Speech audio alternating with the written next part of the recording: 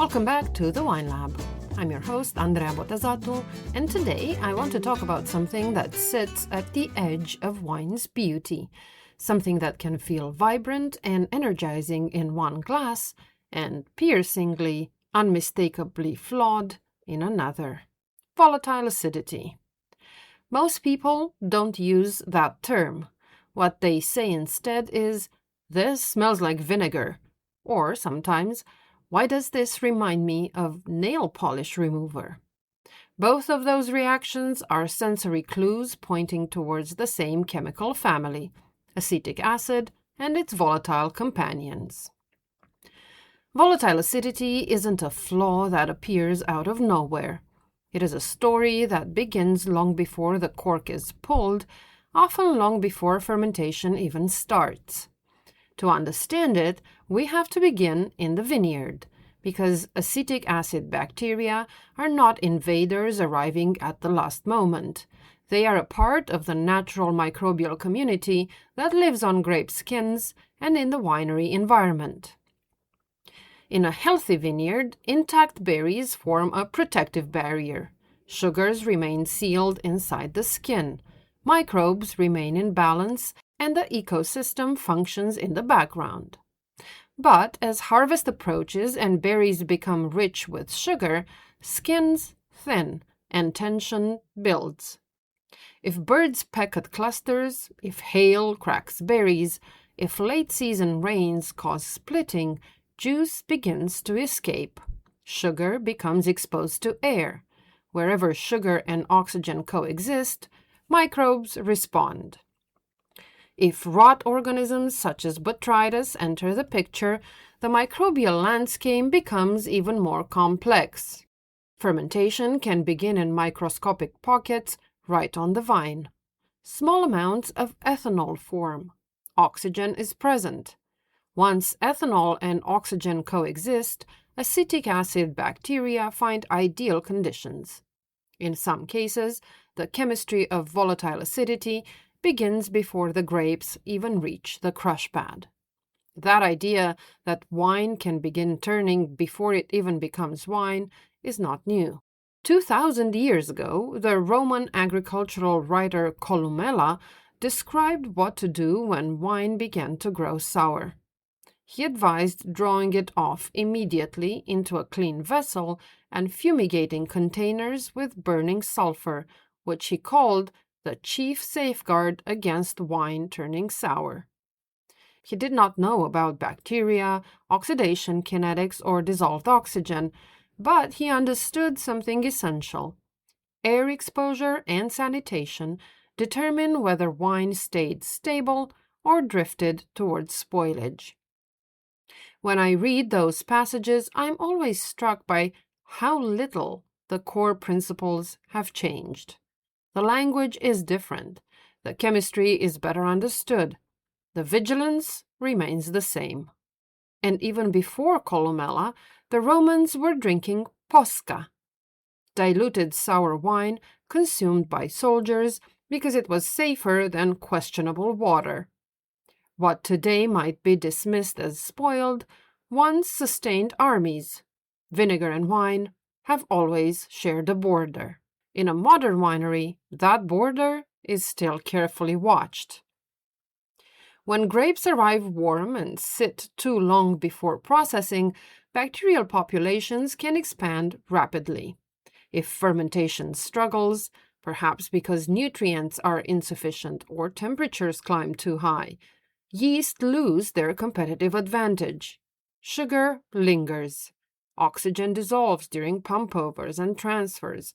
In those moments, acetic acid bacteria find opportunity. The chemistry is very simple. Ethanol, in the presence of oxygen, becomes acetic acid. As acetic acid accumulates, its aroma rises from the glass with a subtle edge, the smell we associate with vinegar. Some of that acetic acid reacts further with ethanol to form ethyl acetate, a compound that at low levels can seem faintly fruity, almost reminiscent of pear drops, yet at higher concentrations shifts towards solvent towards something that stings the nasal passages and makes you hesitate before taking another sip.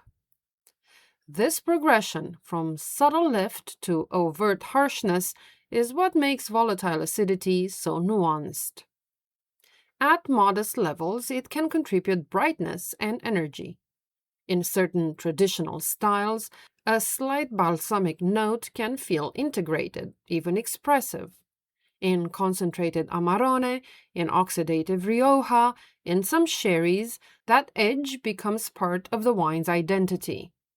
But once the balance tips, the same chemistry feels aggressive rather than energetic.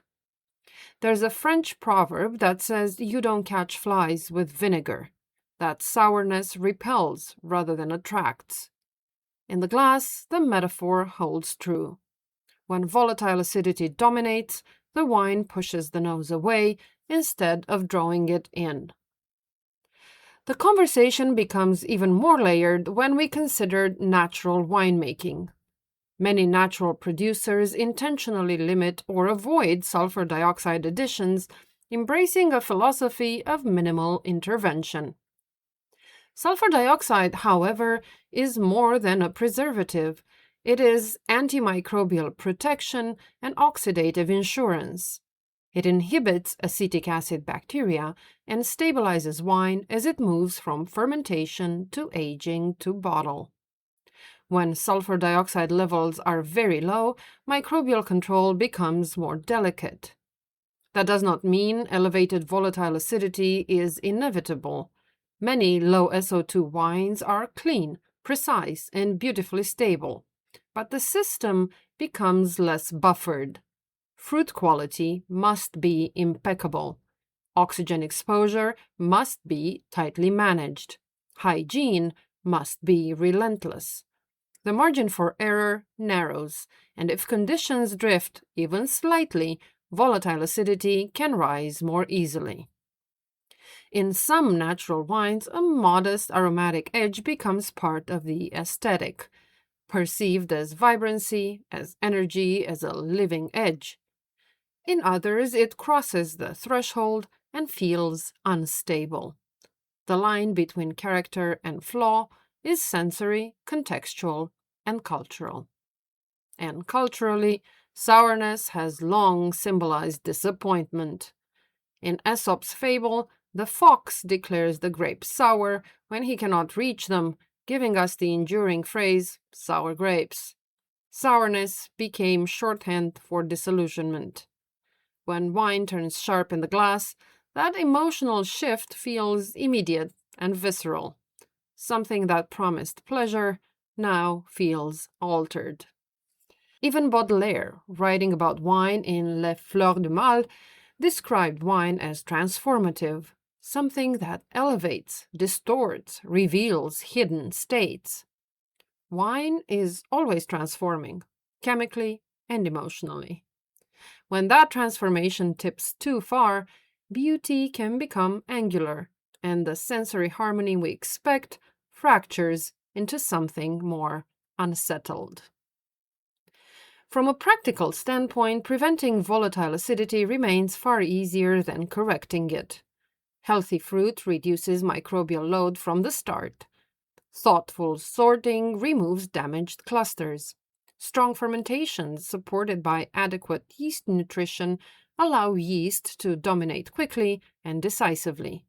Controlled temperatures and careful oxygen management limit bacterial opportunity. Maintaining appropriate sulfur dioxide levels after fermentation protects against further microbial growth. Regular barrel topping prevents oxygen accumulation in the head space.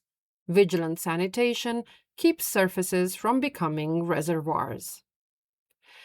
Once acetic acid accumulates, removal options become limited and costly. Reverse osmosis can reduce volatile acidity.